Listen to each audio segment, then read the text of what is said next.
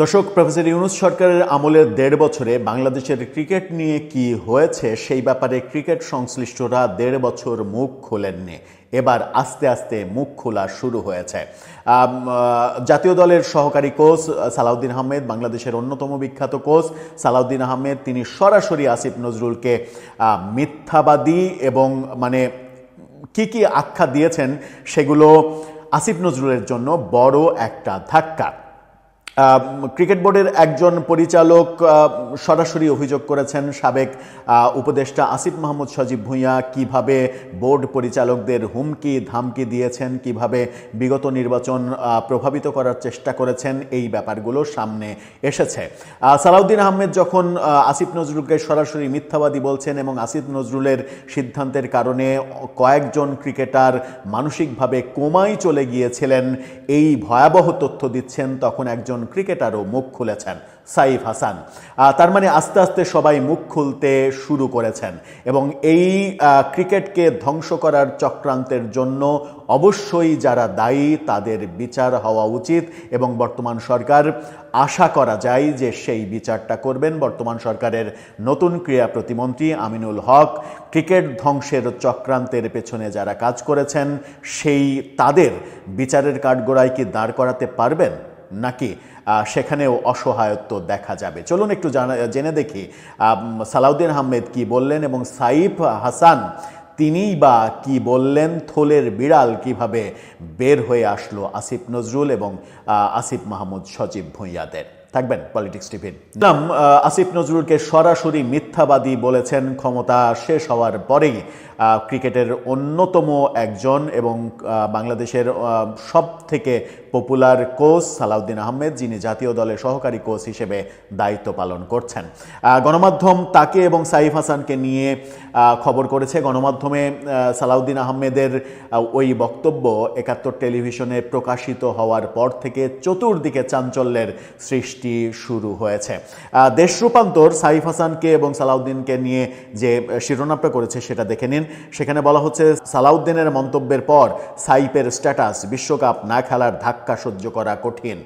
অর্থাৎ বিশ্বকাপ না খেলতে যে বাধ্য করেছে আসিফ নজরুল, সেই ধাক্কা সামলানো কঠিন এবং সালাউদ্দিন আহমেদ যে কয়েকজন ক্রিকেটার কোমায় চলে গিয়েছিলেন মানসিকভাবে, তাদেরকে মাঠে ফিরিয়ে আনাটা অনেক বেশি টাফ ছিল, সেটা বলেছিলেন। কোনো ক্রিকেটারের নাম উচ্চারণ করেননি। সাইফ হাসান ফেসবুক স্ট্যাটাসের মাধ্যমে সেটা ইনডাইরেক্টলি প্রকাশ করে দিলেন যে সেই তালিকায় সাইফ হাসান ছিলেন। কি বলছে দেশ রূপান্তর? তারা বলছে যে আসিফ নজরুল মিথ্যা বক্তব্য দিয়েছেন। সালাউদ্দিনের মতে আসিফ নজরুল প্রথমে জানিয়েছেন 2026 টি-20 বিশ্বকাপ বয়কটের সিদ্ধান্ত সরকার নিয়েছে, পরে বলেছেন খেলোয়াড় এবং ক্রিকেট বোর্ড নিয়েছেন। সালাউদ্দিন আহমেদ তাকে সরাসরি মিথ্যাবাদী বলেছেন এবং বলেছেন এরকম ডাহা মিথ্যা কথা কিভাবে একজন শিক্ষক বলতে পারেন।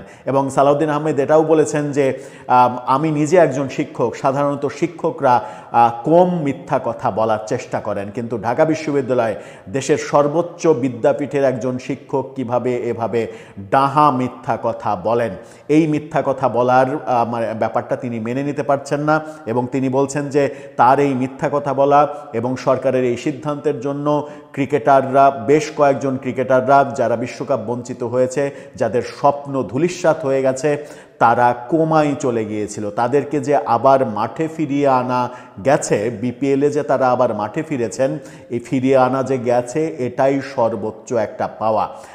এই যে কোমায় চলে যাওয়ার কথা তিনি বলছেন, তিনি কারো নাম উচ্চারণ করেননি, কিন্তু সাইফ হাসান ফেসবুকে স্ট্যাটাস দিয়ে বুঝিয়ে দিয়েছেন যে কোমায় যাওয়া ক্রিকেটারদের তিনি একজন। সাইফ হাসানের ফেসবুক স্ট্যাটাসটা দেখে নিন। সেই স্ট্যাটাসে ইংরেজিতে স্ট্যাটাস লিখেছেন তিনি। যদি ইংরেজি স্ট্যাটাসের আমরা বাংলা করি তাহলে যেটা দাঁড়ায় সেটা হচ্ছে যে সকল প্রশংসা আল্লাহর, আল্লাহ মেহেরবান, আলহামদুলিল্লাহ। বিশ্বকাপ না খেলার দুঃখ থেকে বেরিয়ে আসা সহজ ছিল না, কারণ এটি ছিল আমার প্রথম বিশ্বকাপ। অনেক পরিশ্রম এবং ত্যাগের মাধ্যমে জীবনের স্বপ্ন আমি নিশ্চিত যে আল্লাহ সবার জন্য আরও ভালো কিছু পরিকল্পনা করেছেন, কারণ তিনি সর্বশ্রেষ্ঠ। সেখান থেকে আমার জন্য এগিয়ে যাওয়া সহজ ছিল না, কিন্তু সেই কঠিন সময়ে যারা আমাকে মানসিকভাবে সমর্থন করেছিলেন তাদের সকলকে ধন্যবাদ। অর্থাৎ মানসিকভাবে যে কোমায় তিনি চলে গিয়েছিলেন সেটা তিনি প্রকারান্তরে স্বীকার করে নিলেন। সালাউদ্দিন আহমেদের কথাটা এখন সত্যে পরিণত হলো। এই যে আসিফ নজরুল কিংবা তার আগে আসিফ মাহমুদ সজীব ভুঁইয়া সাকিব আল হাসানকে নিয়ে যা করেছেন আসিফ, এরপরে বিশ্বকাপ খেলা নিয়ে আসিফ নজরুল যা করলেন, এই কাজগুলো করার অবশ্যই বিচার হওয়া উচিত। কারণ আপনি যদি ফ্যাসিস্ট উপাধি দিয়ে শেখ হাসিনা সরকারের বিচার করতে চান, তাহলে আপনাকে প্রথম প্রতিষ্ঠিত করতে হবে দেশে বিচারের সংস্কৃতি, এবং সেই বিচারটা সবার জন্য সমান ভাবে প্রয়োগ করতে হবে।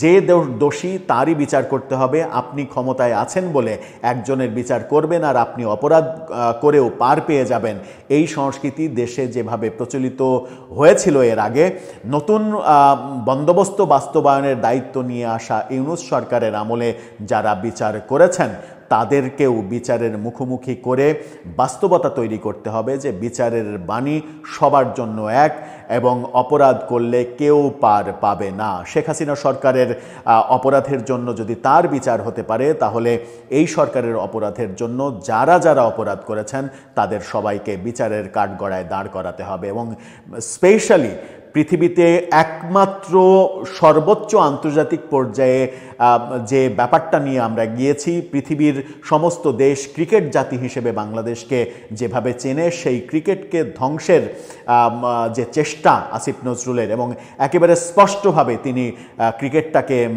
মনে করেন যে ভারতের হেজিমনি প্রতিষ্ঠা করার জন্য ক্রিকেটকে বেশি গুরুত্ব দেওয়া হয়েছে বাংলাদেশে।